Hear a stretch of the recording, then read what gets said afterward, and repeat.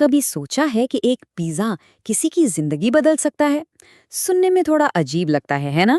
لیکن آج ہم کچھ ایسی ہی کمال کی کہانیوں کا جائزہ لیں گے جنہوں نے انٹرنیٹ پر تہلکہ مچا دیا۔ یہ وہ کہانیاں ہیں جہاں ایک عام سا کھانا امید اور کامیابی کی ایک بہت بڑی علامت بن گیا۔ تو سوال یہ ہے کہ کیا واقعی پیزا غربت ختم کر سکتا ہے؟ شاید یہ ایک مذاق لگے، لیکن یہی سوال ان وائرل کہانیوں کی بنیاد ہے۔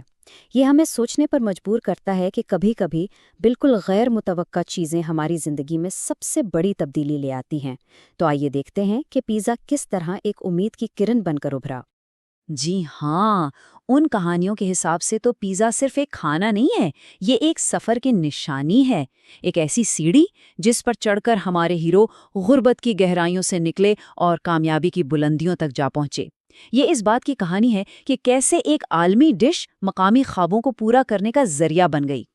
تو ہر بڑی کہانی کی طرح ہمارے ہیروز کی کہانی بھی مشکلات سے شروع ہوتی ہے۔ یہ 3 الگ الگ زندگیاں ہیں، لیکن ان سب کو ایک ہی درد نے جوڑ رکھا ہے، اور وہ ہے بے بسی کا درد۔ تو ملتے ہیں اپنے ہیروز سے۔ پہلے ہیں شیکھر، خواب بہت بڑے ہیں لیکن جیب بالکل خالی۔ پھر ہے رمن، جو اپنی عمر سے کہیں زیادہ بڑی ذمہ داریاں اٹھائے ہوئے ہے۔ اور آخر میں ہے راجیش، جو اپنے خاندان کی سالوں کی محنت کو اپنی آنکھوں کے سامنے ڈوبتا ہوا دیکھ رہا ہے۔ ان تینوں کی شروعات ایک ایسی گلی سے ہوتی ہے جو آگے سے بالکل بند ہے۔ اب دیکھیں، شیکھر کے لیے مسئلہ صرف غربت کا نہیں تھا، اسے معاشرے کے تانوں کا بھی سامنا کرنا پڑا۔ ایک ایسی سوچ کا سامنا تھا جو تعلیم کو محنت سے بھاگنا سمجھتی تھی۔ اس کے اپنے ہی لوگ اس کے خوابوں کو ایک خامی سمجھ رہے تھے۔ اور پھر وہ لمحہ آیا جب سب کچھ ختم ہوتا نظر آیا، جب اس کی آخری امید، اس کے اپنے ہی دوست نے اسے اکیلا چھوڑ دیا، تو اس کی ہمت جواب دے گئی۔ وہ اس بڑے شہر میں بالکل تنہا اور بے گھر تھا۔ تو ہماری تینوں ہیرو ایک ایسے موڑ پر کھڑے تھے جہاں ہر راستہ بند نظر آ رہا تھا۔ ان کی کہانیاں ہمیں بتاتی ہیں کہ کبھی کبھی زندگی آپ کو بالکل کنارے پر لا کھڑا کرتی ہے، جہاں سے آگے صرف مایوسی ہی مایوسی نظر آتی ہے۔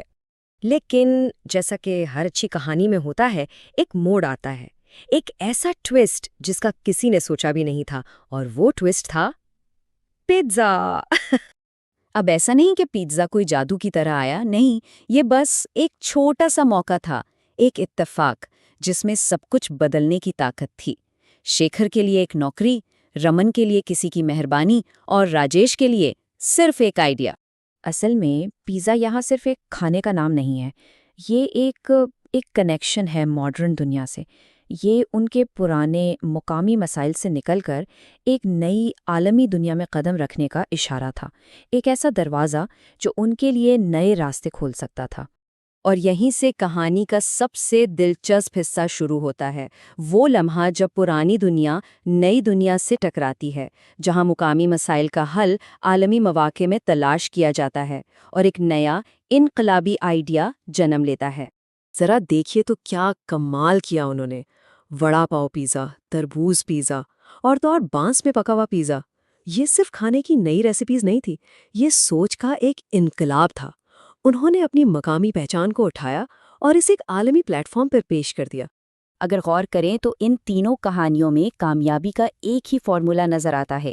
یہ فارمولا سکھاتا ہے کہ اپنی جڑوں کو پہچانو، موجودہ بحران کو ایک موقع سمجھو، اور پھر کچھ ایسا بناؤ جو پرانے اور نئے کو ملا کر دنیا کو حیران کر دے۔